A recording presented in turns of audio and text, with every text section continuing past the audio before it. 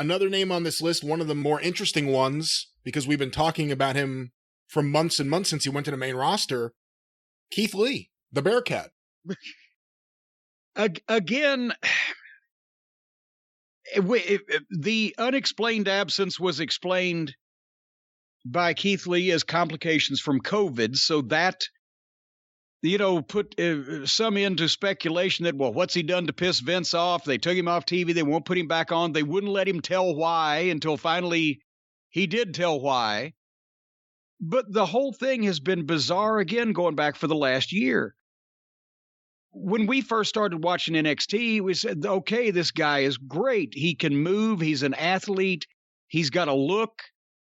I thought, honestly, his promos were very Fraser Crane-like for his visual appearance. And he was, he needed to find that get mad gear, Hulk smash, lose his temper, whatever. He needed to take that emotion over the top at some points. He didn't have to be a crazy maniac all the time. But otherwise than that, he's fucking huge. He can perform.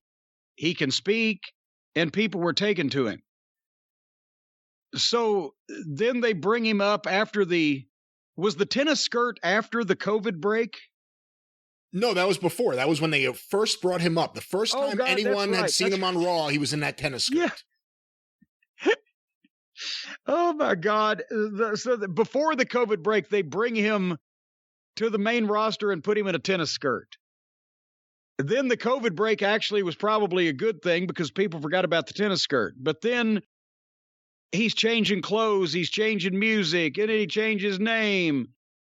And then they release him.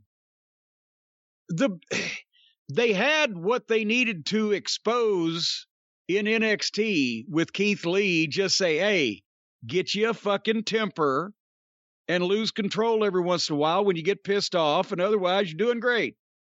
But instead, they changed everything and then decided, well, none of that works, so let's fire him. As a person who has given guys gimmicks or changed guys gimmicks or just booked guys in general, I don't know why any of these things were done. Can't explain it. I can explain it.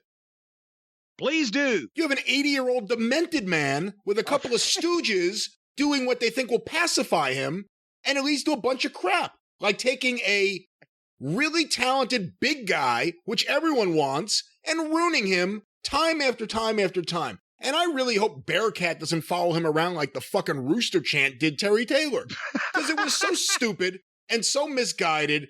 And Keith Lee and Karrion Kross, more than even Adam Cole, those two guys are the biggest indictment on developmental in 2021. The fact that those two guys were just ruined by Vince McMahon. Ruined, I say. People complain about how I say whip.